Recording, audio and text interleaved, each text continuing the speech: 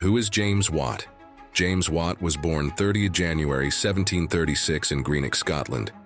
James Watt was a Scottish inventor, mechanical engineer, and chemist who improved on Thomas Newcomen's 1712 Newcomen steam engine with his Watt steam engine in 1776, which was fundamental to the changes brought by the Industrial Revolution in both his native country, Great Britain, and the rest of the world. While working as an instrument maker at the University of Glasgow, Watt became interested in the technology of steam engines. At the time, engineers such as John Smeaton were aware of the inefficiencies of Newcomen's engine and aimed to improve it.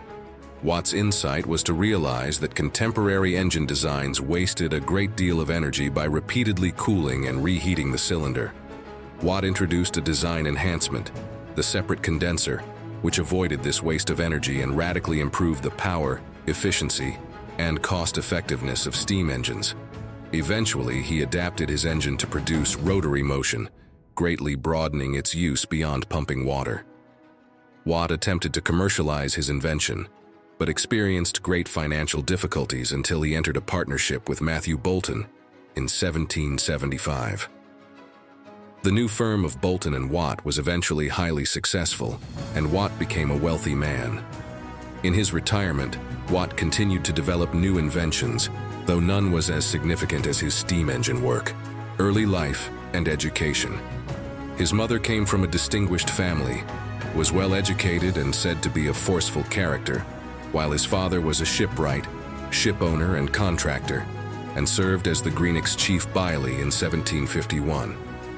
The Watt family's wealth came in part from Watt's father's trading in slaves and slave-produced goods. Watt's parents were Presbyterians and strong Covenanters, but despite his religious upbringing, he later became a deist. Watt's grandfather, Thomas Watt, 1642–1734, was a teacher of mathematics, surveying and navigation and baillie to the Baron of Cartsburn. Initially, Watt was educated at home by his mother, later going on to attend Greenock Grammar School. There he exhibited an aptitude for mathematics, while Latin and Greek failed to interest him.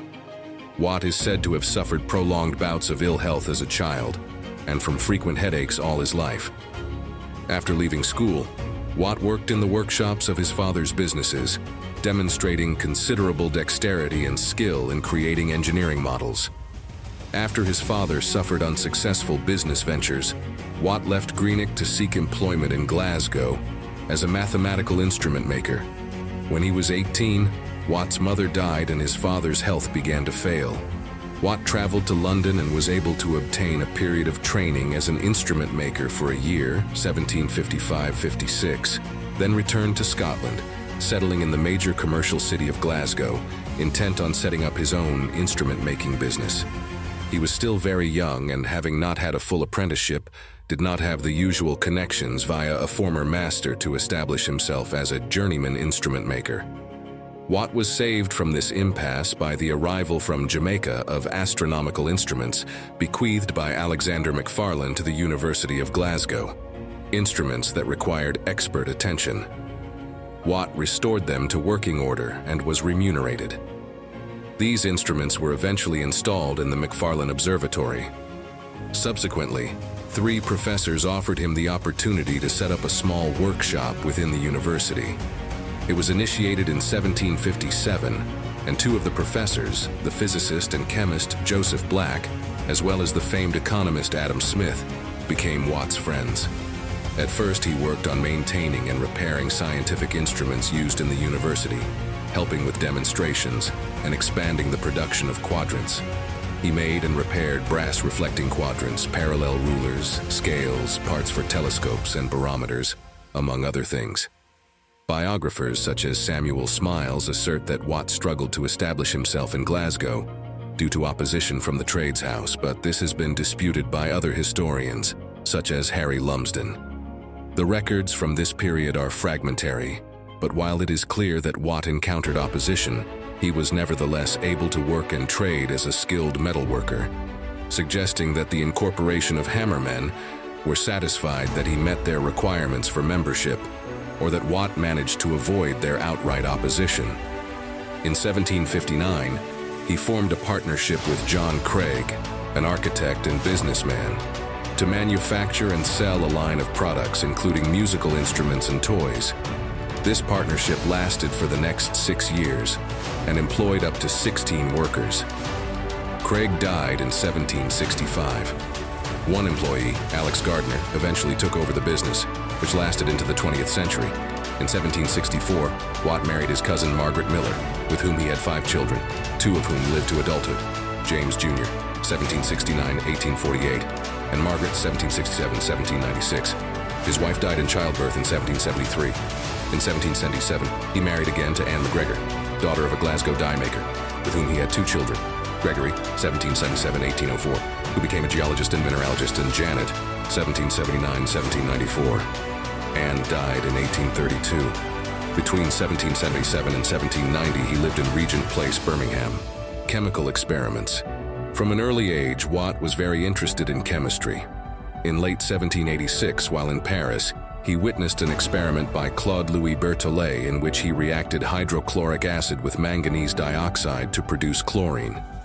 He had already found that an aqueous solution of chlorine could bleach textiles and had published his findings, which aroused great interest among many potential rivals.